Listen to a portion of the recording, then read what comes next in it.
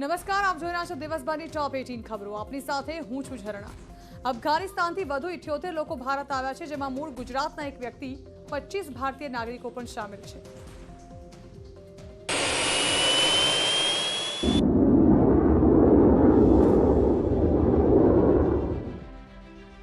તઝાકિસ્તાનના પાટનગર દુશાનબેથી ઉપડેલું એર ઇન્ડિયાનું વિમાન મંગળવારે સવારે દિલ્હી એરપોર્ટ પર 78 લોકોને લઈને પરત ફર્યું। આ વિમાનમાં 25 ભારતીય નાગરિકો સાથે અફઘાનિસ્તાનના શીખ અને હિન્દુ નાગરિકો પણ શામેલ છે।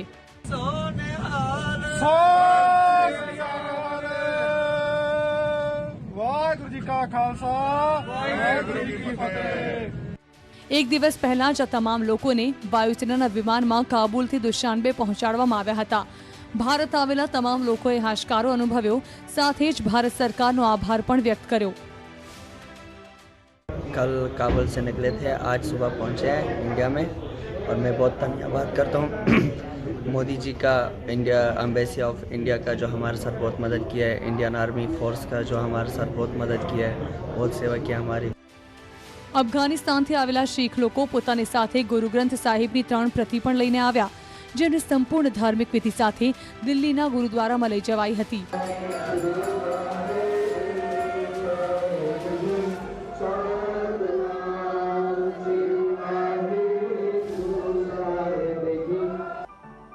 केंद्रीय मंत्री हरदीप पुरी गुरु ग्रंथ साहिब ने एरपोर्ट थी बहार माथा पर मूकीने लाव्या हता।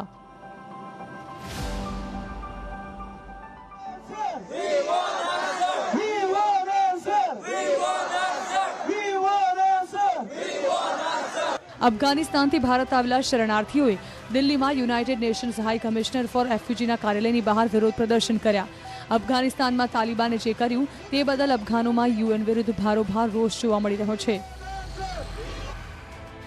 अफघानिस्तान थी परत आवेला भारतीयों में मूळ नवसारीना गणदेवीना मनुभाई पटेलनो पण समावेश थयो छे। तेओ काबुल में यूएस एम्बेसी में काम करता हता अने तेमना परिवार में हाल खुशीनो माहोल छे। विरोधनी वच्चे आखरे राज्यना प्राथमिक शाळाना शिक्षको माटेनी सज्जता कसोटी योजाई। शैक्षिक संघना दावा प्रमाणे 95% शिक्षकोए कसोटीनो बहिष्कार कर्यो। सामे सरकारना दावा प्रमाणे मोटाभागना शिक्षकोए परीक्षा पण आपी।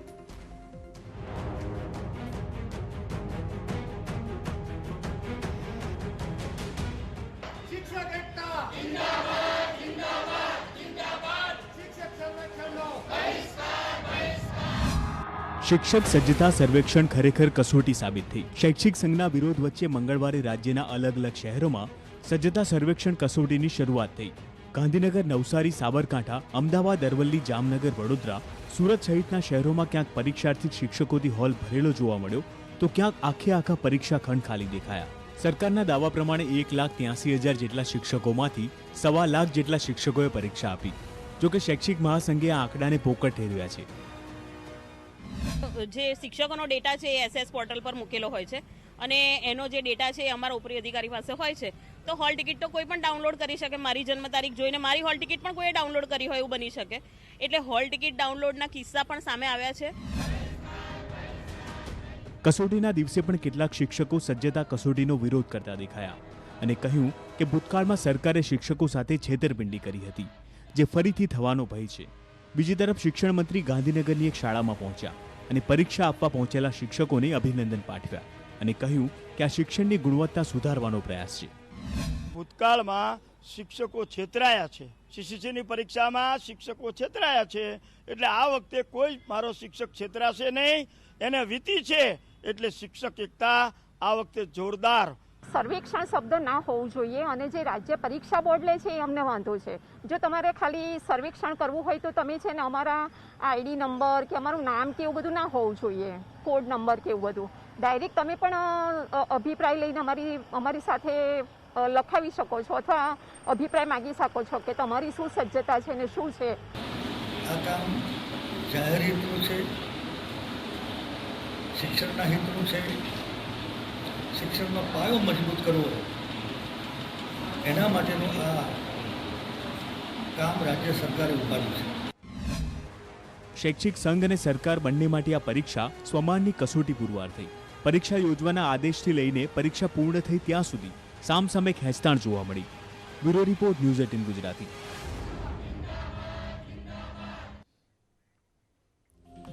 પંચમહાલમાં શિક્ષક સજ્જતા સર્વેક્ષણ કસોટીમાં ચોંકાવનારા દ્રશ્યો સામે આવ્યા. પરીક્ષા આપવા આવેલા શિક્ષકો ચોરી કરતા કેમેરામાં કેદ થયા. કાલોલ શહેરમાં પરીક્ષામાં કેટલાક શિક્ષકો મોબાઈલ સાથે જોવા મળ્યા તો કેટલાક શિક્ષકો પાસે બેઠા હતા. જો કે કેમેરો જોતા જ શિક્ષકો પોતાની જગ્યા પર જઈને બેસી ગયા. આ વિડીયો હાલ વાયરલ થઈ રહ્યો છે.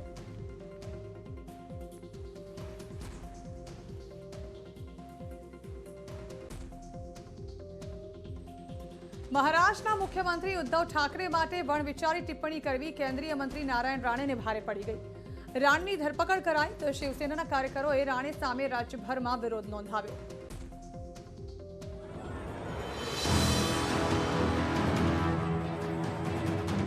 શિવસેનાના કાર્યકરોએ રાજ્યભરમાં ભાજપના નેતા અને સૂક્ષ્મ લઘુ અને મધ્યમ ઉદ્યોગોના કેન્દ્રીય મંત્રી નારાયણ રાણે સામે વિરોધ પ્રદર્શન કર્યા. મહારાષ્ટ્રમાં રાણે સામે 4 જગ્યાએ એફઆઈઆર દાખલ કરવાઈ અને બપોર સુધી તો પોલીસે ચીપલૂણથી તેમની ધરપકડ પણ કરી દીધી. કોર્ટે રાણાની આગોતરા જામીન અરજી ફગાવી દીધી હતી, જેનાથી તેમની ધરપકડનો માર્ગ મોકળો બન્યો.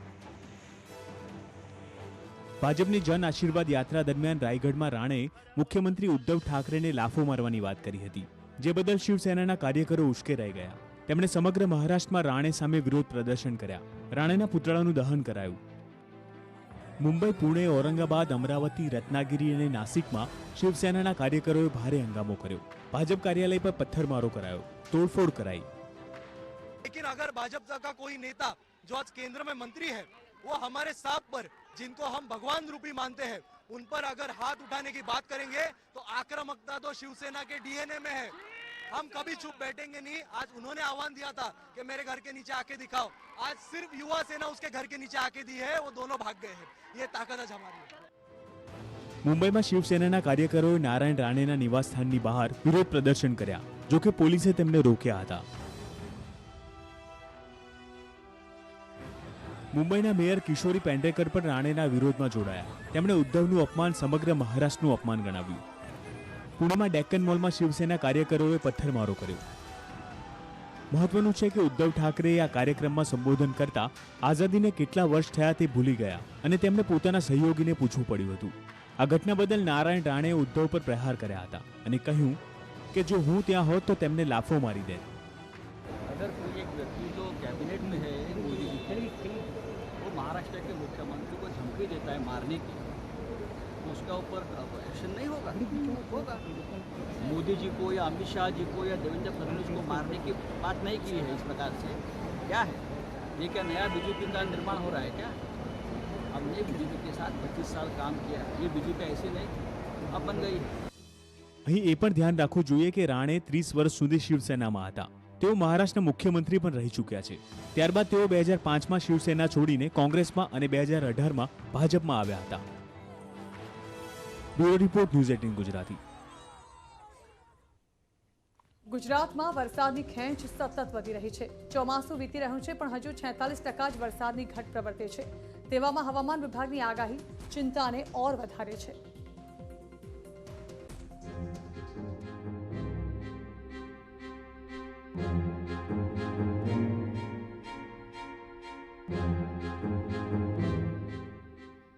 રાજ્યમાં આ વખતે જળસંકટ જેવી સ્થિતિ સર્જાય તો નવાઈ નહીં. ઓગસ્ટ મહિનામાં મેઘરાજા ધમાકેદાર વરસે છે, પણ આ વર્ષે મેઘરાજા રિસાયા છે. ઓગસ્ટ મહિનામાં અમુક વિસ્તારને બાદ કરતા ક્યાંય વરસાદ વરસ્યો નથી. સમગ્ર રાજ્યમાં અત્યાર સુધી દક્ષિણ ગુજરાતમાં સૌથી વધુ 51% જેટલો વરસાદ થયો છે, જ્યારે કે કચ્છ અને ઉત્તર ગુજરાતમાં વરસાદની ઘટ છે. હવામાન વિભાગના મતે આ વખતે ચોમાસું નબળું રહી શકે છે. इस साल मानसून कम हो सकता है क्योंकि अभी बाकी हमारा पास बहुत कम दिन रहा है. गुजरात में ओनली सितंबर महीना रहा है. सितंबर महीना में जो भी बारिश होगा वही काउंट किया जाएगा, लेकिन डेफिशिएंट जो अभी 47% है उसको कवर अप करना मुश्किल रहेगा आगे. હવામાન વિભાગની આગાહી પ્રમાણે આ વખતે વરસાદ વરસ્યો નથી. હજુ પણ આગામી 5 દિવસ દૂર સુધી કોઈ એંધાણ દેખાતા નથી. રાજ્યમાં અત્યાર સુધી સિઝનનો 42% વરસાદ નોંધાયો છે, જેમાં જુલાઈ મહિના દરમિયાન સરેરાશ 6.92 ઇંચ વરસાદ નોંધાયો છે. રાજ્યમાં ઝોન પ્રમાણે વરસાદની વાત કરીએ તો દક્ષિણ ગુજરાતમાં સૌથી વધુ 51.17% વરસાદ વરસ્યો છે, જ્યારે કે સૌરાષ્ટ્રમાં 36.94% અને કચ્છમાં 31.74% વરસાદ પડ્યો. મધ્ય ગુજરાતની વાત કરીએ તો 37.90% વરસાદ વરસ્યો છે, જ્યારે કે ઉત્તર ગુજરાતમાં 32.90% વરસાદ નોંધાયો છે. કેટલાક વિસ્તારોમાં મેઘરાજા હજુ પણ હાથતાળી આપી રહ્યા છે. કાળા ડિબાંગ વાદળો છવાય છે, પરંતુ વરસાદ આવતો નથી. રાજ્યના કેટલાક ભાગોમાં વરસાદની ઘટને કારણે ખેડૂતોએ કરેલી વાવણી પણ સુકાઈ ગઈ છે. ગુજરાતના ખેડૂતો આશા રાખી રહ્યા છે કે હવે આગામી દિવસોમાં સાર્વત્રિક વરસાદ વરસે. Bureau report, news 18 Gujarati. રાજકોટના રાજવી પરિવારના મિલકત વિવાદનો ચુકાદો આવ્યો છે. રાજવી પરિવારની માધાપર અને સરદાર ખાતેની કરોડો રૂપિયાની જમીન મામલે વિવાદ ચાલી રહ્યા હતા. રાજ્યના પૂર્વ નાણામંત્રી અને રાજકોટના માજી રાજવી મનોહરસિંહ જાડેજાના નિધન બાદ માંધાતાસિંહ જાડેજા અને બહેન અંબાલિકા દેવી વચ્ચે મિલકતને લઈને વિવાદ ઉભો થયો હતો. આ વિવાદનો આખરે અંત આવ્યો છે, જેમાં અંબાલિકા દેવીની તરફેણમાં ચુકાદો આવ્યો છે. રાજકોટના રાજવી પરિવારની સ્થાવર અને જંગમ મિલકતોની વહેંચણી મામલે છેલ્લા 1 વર્ષથી વિવાદ ચાલી રહ્યો હતો, જે વિવાદ કાયદાકીય લડતમાં પરિણમ્યો હતો. જોકે ઝાંસી રહેતા અંબાલિકા દેવીની તરફેણમાં ચુકાદો આવ્યો છે.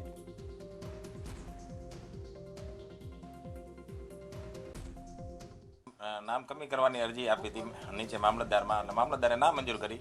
પછી પ્રાંત 2 ચરણસિંહજી ગોહિલ સાહેબની કોર્ટમાં આ મેટર તકરારી તરીકે દાખલ થઈ હતી, અને એણે નામ કમી કરવાની અરજી આપી માંધાતાસિંહે. એટલે અમારા અસીલે એની સામે વાંધા લીધા, અને પછી 2 પક્ષને સાંભળ્યા પછી આજે પ્રાંત 2 ચરણસિંહ ગોહિલે એવો ચુકાદો આપ્યો છે કે આમાં વારસાઈ હકની વાત હોય ને વારસાઈ હક છે કે કેમ એ સિવિલ કોર્ટ નક્કી કરી શકે. એટલે હાલના તબક્કે આ એની જે અમારા અસીલનો જે હક કમી કરવાની અરજી હતી નામંજૂર કરવામાં આવે છે, અને આજે હવે બધા વારસોના હક રેકર્ડ ઉપર રહેશે. ઉત્તર પ્રદેશના ઉમર ગૌતમ જબરદસ્તી ધર્માંતરણ કેસમાં વડોદરાના એક ટ્રસ્ટ સામે ફરિયાદ નોંધાઈ છે. વડોદરા સ્થિત આરોપી સલાઉદ્દીન શેખના ટ્રસ્ટ આફમી ચેરિટેબલ સામે એસઓજીએ ફરિયાદ નોંધી છે. ત્યારે તપાસમાં ખુલાસો થયો છે કે વર્ષ 2017થી અત્યાર સુધી આ ટ્રસ્ટે 19 કરોડથી વધુની રકમ એફસીઆર એકાઉન્ટ અને દુબઈથી હવાલાથી મેળવ્યા હતા, અને હેતુ વિરુદ્ધ ટ્રસ્ટે 24 કરોડ 48 લાખની રકમ ગુનાના કામોમાં વાપરી હતી. તપાસમાં ખુલ્યું છે કે મૌલાના ઉમર ગૌતમ મોહમ્મદ અહેમદ સહિતના આરોપીઓએ 5 કરોડ 19 લાખની રકમ યુપીમાં ધર્માંતરણ માટે મોકલી હતી. પોલીસના મતે આફમી ચેરિટેબલ ટ્રસ્ટ વિદેશથી નાણાં મેળવીને તેનો ઉપયોગ જબરદસ્તી ધર્માંતરણ અને સીએ પ્રદર્શનકારીઓ તેમજ કોમી તોફાનોના આરોપીઓને છોડાવવા માટે કરતું હતું. એટલું જ નહીં, ખોટા બિલ બનાવી રોકડ મેળવતું હતું. તાજેતરમાં જ યુપીથી સલાઉદ્દીનની ધરપકડ થઈ હતી. આરોપી સલાઉદ્દીન વડોદરાનો રહેવાસી છે અને વડોદરાના જ આફમી ચેરિટેબલ ટ્રસ્ટનો મેનેજિંગ ટ્રસ્ટી છે. વડોદરામાં કેસની તપાસ એસપી અને 3 પીઆઈની સ્પેશિયલ ઇન્વેસ્ટિગેશન ટીમ કરી રહી છે.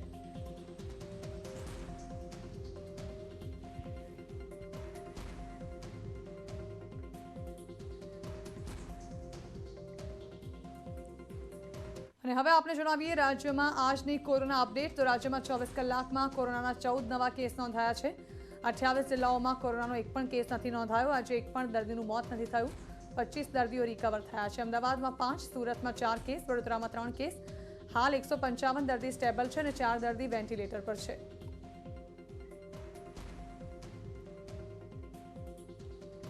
કોવિડ વેક્સિનેશન માટે સ્લોટ હવે વોટ્સએપ પર પણ બુક કરાવી શકાશે. માય ગવર્મેન્ટ કોરોના હેલ્પડેસ્કના મોબાઈલ નંબર પરથી હવે વેક્સિન લેવા માટે સરળતાથી સ્લોટ બુક કરાવી શકાશે. કોવિન એપ પર સ્લોટ બુક કરાવવામાં ઘણીવાર મુશ્કેલીનો સામનો કરવો પડતો હતો, જે હવે નહીં કરવી પડે. કેન્દ્રીય આરોગ્ય મંત્રી મનસુખ માંડવિયાએ ટ્વીટ કરી આ નવા ફીચરની માહિતી આપી છે. આ સુવિધામાં વ્યક્તિ વેક્સિનેશન સેન્ટર શોધીને સ્લોટ બુક કરી શકશે. આ માટે જે તે વિસ્તારનો પિનકોડ નંબર મોકલવાનો રહેશે, જેના આધારે જે તે વિસ્તારના વેક્સિનેશન સેન્ટરની પસંદગી કરી શકાશે.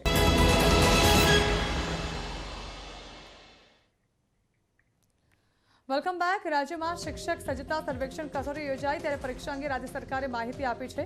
પરીક્ષાઓ ફરજિયાત છતાં 57,000થી પણ વધુ શિક્ષકોએ આ કસોટી આપી છે.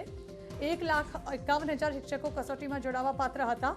37% શિક્ષકો ફરજિયાત કસોટીમાં સ્વૈચ્છિક જોડાયા છે. ગુણવત્તાયુક્ત શિક્ષણ માટે સર્વેક્ષણ કસોટી યોજાઈ હોવાનો સરકારે પહેલેથી જ દાવો કર્યો છે.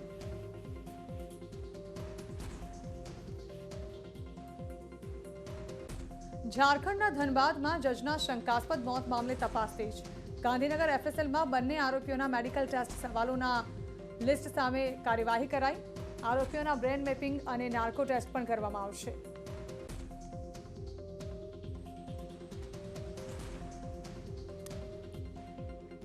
સુરતમાં આમ આદમી પાર્ટીના 50થી વધુ પદાધિકારીઓ અને કાર્યકરોએ કેસરિયા કર્યા. આપના સુરત જિલ્લાના પૂર્વ પ્રમુખ સહિત કાર્યકરોએ આજે ભાજપ અધ્યક્ષ CR પાટીલની હાજરીમાં કેસરિયો ધારણ કર્યો. આમ આદમી પાર્ટીના કાર્યકરોનું વિચારીએ તો તેઓ આપની વિચારધારાથી નારાજ થઈ ભાજપમાં જોડાયા છે. અને આમ આદમી પાર્ટી જ્યારે આમ આદમી પાર્ટી નહીં રહેતા ખાલી 4 આદમી પાર્ટી બની ગઈ. બનાસકાંઠા લોકો જ્યારે એમનું સંચાલન કરવા માંડ્યા, જ્યારે મનસ્વી વર્તન કરવા માંડ્યા, જવાબદારો હોદ્દેદારો સાથે ગેરવર્તન કરવા માંડ્યા અને કોઈ પણ વ્યક્તિનું સન્માન જળવાય એવું ક્યારે જોવા ન મળ્યું. એટલે આજની આ દિવસે મને ભારતીય જનતા પાર્ટી સાથે જોડાવાનો મોકો મળ્યો. CR પાટીલ સાહેબના હસ્તે ખેસ કરવાનો મોકો મળ્યો. મંચસ્થ દરેક મહાનુભાવોનો આભાર માનું છું. જ્યારે અમે સંપર્ક કર્યો અને જ્યારે પોતાની વાત કરી ત્યારે સહજ એમણે પાર્ટીમાં આવવાની ઈચ્છા વ્યક્ત કરી અને આજે બધા પાર્ટીમાં જોડાઈ રહ્યા છે. હું અમને સચેત તરીકે બધાને આવકારું છું. દેશમાં મોટાભાગના નાણાકીય વ્યવહારો ડિજિટલ થઈ રહ્યા છે, ત્યારે હવે અમદાવાદ ટ્રાફિક પોલીસ પણ POS મશીનથી સ્થળ પર જ દંડ વસૂલી રહી છે. પોલીસ માટે દંડની વસૂલાત હવે વધુ સરળ બની છે.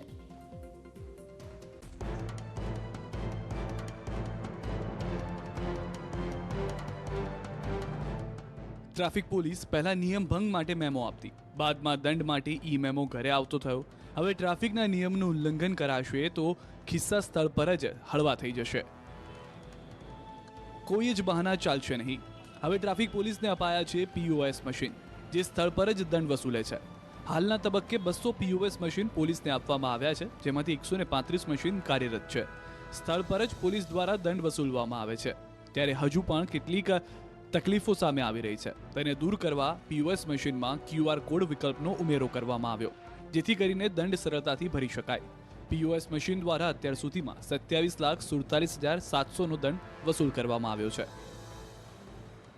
જે લોકો પાસે ડિજિટલ પેમેન્ટ કરવું છે તેમને ડિજિટલ પેમેન્ટ કરી શકે છે. જેમની પાસે પૈસા નથી, પાકીટ ભૂલી ગયા છે, તેવા બાના કાઢતા હતા, તે બાના ઓછા થઈ જાય છે.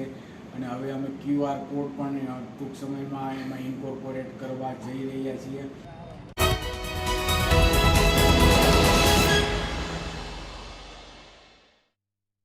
વિરોધ વચ્ચે શિક્ષણ મંત્રીએ ખુલાસો કર્યો. તેમણે કહ્યું કે શિક્ષણની ગુણવત્તાના હિતમાં આવતીકાલે કસોટીનું આયોજન કરાયું.